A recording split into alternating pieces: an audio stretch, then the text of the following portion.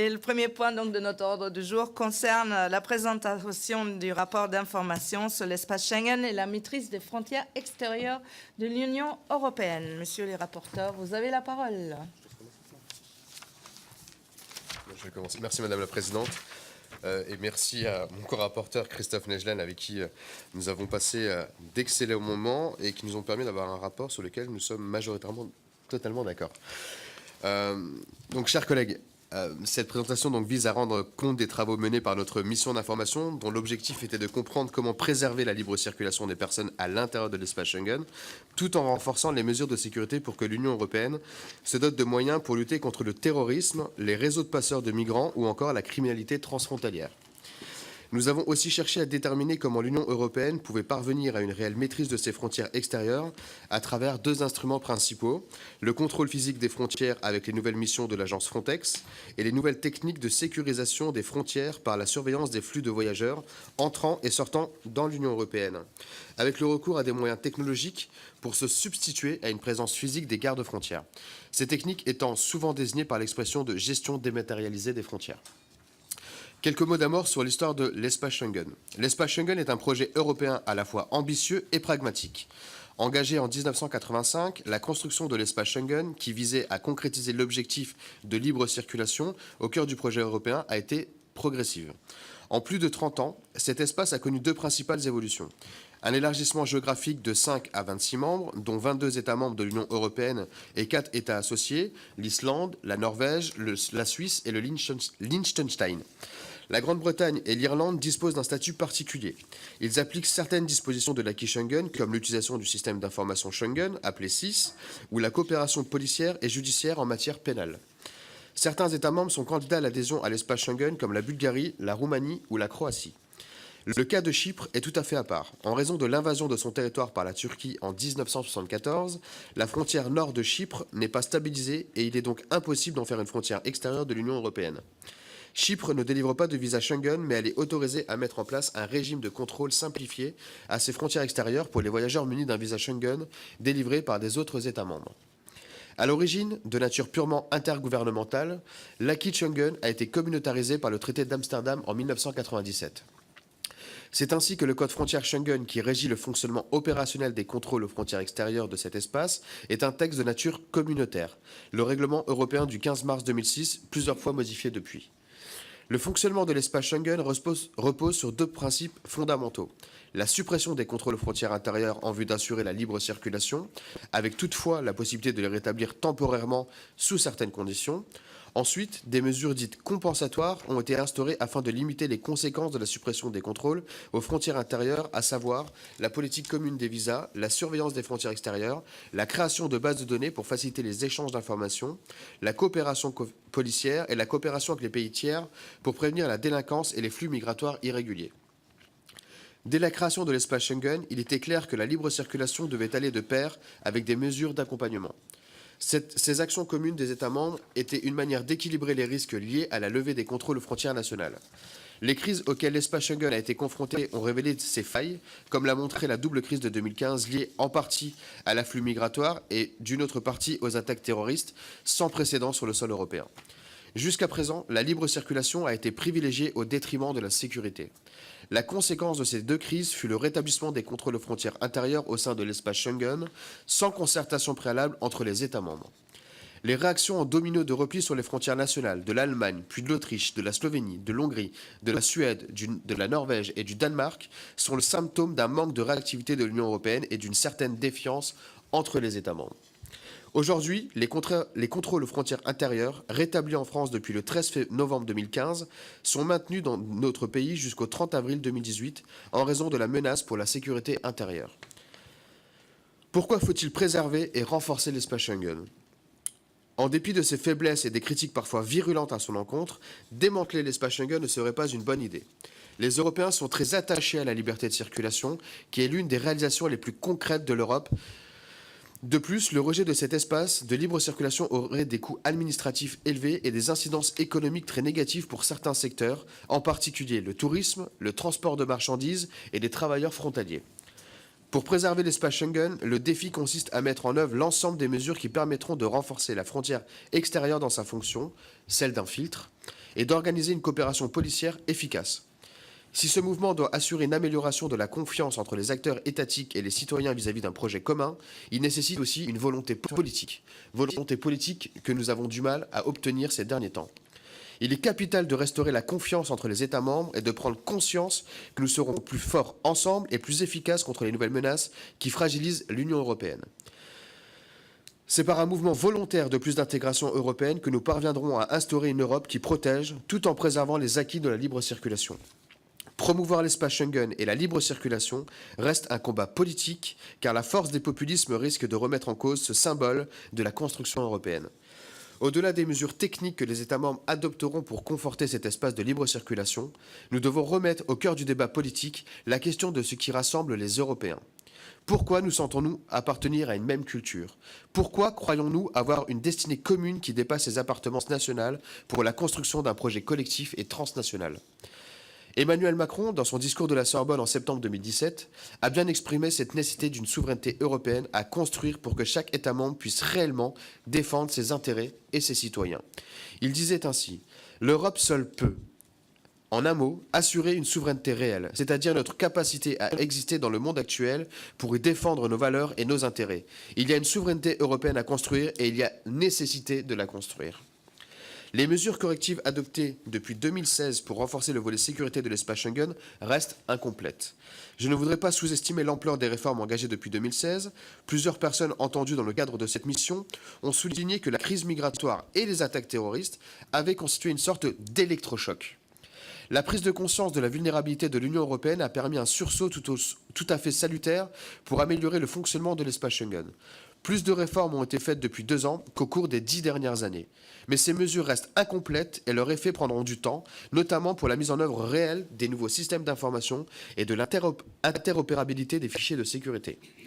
C'est donc à la faveur des crises que nous avons connues que l'Europe a décidé de réagir et de mettre en œuvre les moyens pour assurer sa sécurité. Je ne vais pas m'étendre sur le détail des réformes menées, vous pourrez vous reporter à notre rapport, mais citons par exemple les plus emblématiques. Même si ce fut généralement sous la pression des événements, de nombreuses mesures ont été adoptées depuis fin 2015, souvent grâce à des initiatives franco-allemandes, comme la transformation de Frontex en agence européenne de garde-frontières et garde-côtes, la création des hotspots pour parvenir à organiser l'accueil du flux de réfugiés, d'abord sur les îles grecques, puis en Italie, avec une coopération complexe des gardes-frontières locaux, des agents de Frontex. Des experts du Bureau européen d'appui en matière d'asile, le ASO, et enfin des officiers d'Europol pour le contrôle des sécurités approfondies quand un doute apparaissait sur le profil d'un demandeur d'asile. Autre mesure importante pour permettre de mieux suivre le déplacement des citoyens européens et repérer certains voyages visés terroristes. La modification de l'article 8.2 du Code frontière Schengen pour permettre le contrôle systématique des ressortissants de l'Union européenne lors du franchissement des frontières extérieures, alors qu'auparavant, les vérifications menées étaient très succinctes. Un certain nombre d'autres propositions viennent d'être adoptées, comme le règlement créant un système d'enregistrement des entrées et sorties, l'EES, qui permettra d'enregistrer les données relatives au déplacement aux frontières extérieures de l'Union européenne pour les ressortissants des pays tiers et qui permettra de calculer en temps réel la durée du séjour autorisé des personnes concernées. D'autres sont en cours d'examen, comme le système d'information et d'autorisation de voyage ETIAS, qui constitue le deuxième volet du paquet législatif dit des frontières intelligentes, et qui crée un dispositif électronique d'autorisation de voyage pour les ressortissants de pays tiers dispensés de visa, soit principalement les citoyens des pays d'Amérique et des Balkans. Ce système permettra le recueil de données personnelles en ligne à fournir avant le voyage et une confrontation de ces données avec les fichiers de sécurité. Après une analyse de risque en partie automatisée, un refus d'accès à l'espace Schengen pourra être prononcé avant même que l'intéressé n'ait quitté son pays de départ. Ces 2 projets de texte font partie d'un chantier beaucoup plus vaste, celui de l'interopérabilité des fichiers de sécurité, sur lesquels je vais revenir. Enfin, parmi les réformes entreprises figure aussi la modernisation sur le système d'information Schengen de 2e génération, le SIS-2, pour augmenter le recours à la biométrie et le rendre plus facile d'accès pour l'ensemble des forces de sécurité de l'Union européenne. En quoi ces projets de réforme sont incomplets? À titre personnel, je regrette que les mesures correctives adoptées pour sécuriser l'espace Schengen aient abouti à des dispositifs de compromis qui ne prennent pas assez en compte les menaces endogènes à l'intérieur du territoire européen provenant de citoyens européens. Je regrette par exemple que les demandes de la France n'aient pu être satisfaites concernant la création du système d'entrée-sortie et le règlement adopté limite le dispositif aux seuls ressortissants de pays tiers, alors même que les déplacements des retournistes menacent la sécurité de l'ensemble des États membres. Nous avons eu le débat sur les personnes qui rentraient d'Irak et de Syrie. Ce règlement aurait dû aussi s'appliquer aux citoyens européens. Dans les négociations en cours concernant le règlement ETIAS dont je viens de parler, il semble qu'il s'appliquera en priorité aux voyages aériens, même si son champ d'application couvre aussi les transports routiers et internationaux de voyageurs, les liaisons maritimes et ferroviaires internationales. Là encore, pour des raisons pratiques, on privilégie le contrôle des liaisons aériennes, alors que les terroristes utilisent beaucoup plus les liaisons terrestres et maritimes. Il faut enfin accélérer de manière évidente la modernisation du système d'information Schengen pour faciliter les échanges d'informations sur les données biométriques. Ce grand chantier doit aller de pair avec celui du renforcement des échanges d'informations policières et sur l'interopérabilité des fichiers de sécurité. J'approuve sans réserve les initiatives prises par la Commission européenne pour remédier au cloisonnement des bases de données développées dans le cadre de l'acquis Schengen, de la politique de l'asile et de la coopération policière. Je souligne la nécessité d'adopter dans les meilleurs délais les 2 projets de règlement établissant un cadre juridique pour l'interopérabilité des systèmes d'information présentés le 14 décembre 2017. Je souhaite que la mise en œuvre de ce très important projet informatique soit accompagnée par un renforcement des moyens humains et financiers accordés à l'agence EULISA, chargée de mettre en œuvre le futur portail de recherche européen et le détecteur d'identité multiple afin de mieux lutter contre la fraude documentaire. Un effort tout particulier doit être fait contre la fraude documentaire. Avec le chantier de l'interopérabilité et la modernisation du SIS, des progrès décisifs devraient être possibles, mais leur mise en œuvre est prévue au plus à 2021 et sans doute plus tôt à 2023. À court terme, il n'est pas acceptable que l'ensemble des ressortissants des pays de l'Union européenne disposent de passeports biométriques et que ceux-ci ne répondent pas aux mêmes normes de lecture, de numérisation des données, de sécurisation de celles-ci et inscription des informations contenues dans les fichiers. À très court terme, il conviendrait, à minima, qu'entre membres de l'Union européenne, les données biométriques contenues dans un passeport d'un citoyen européen soient lisibles par les gardes-frontières de tous les pays de l'Union européenne. La Commission européenne a annoncé une initiative prochaine pour harmoniser les passeports européens. Il serait temps. Parlons maintenant d'étapes beaucoup plus politiques. Je me félicite de la montée en puissance de l'agence Frontex suite à l'adoption du règlement du 14 septembre 2016 relatif au corps européen de garde-frontières et de garde-côtes qui a élargi ses missions et a renforcé ses moyens opérationnels. Mais j'estime qu'il faudrait rapidement renforcer les prérogatives de l'agence Frontex pour créer un véritable corps de garde-frontières et de garde-côtes à l'échelon européen, habilité à effectuer des contrôles au long cours aux frontières extérieures de l'Union européenne et sans se limiter à une intervention dans des situations de crise. Il faut à terme créer une véritable police européenne des frontières. Frontex doit devenir l'agence responsable de ces contrôles opérationnels des frontières extérieures dans les ports et les aéroports.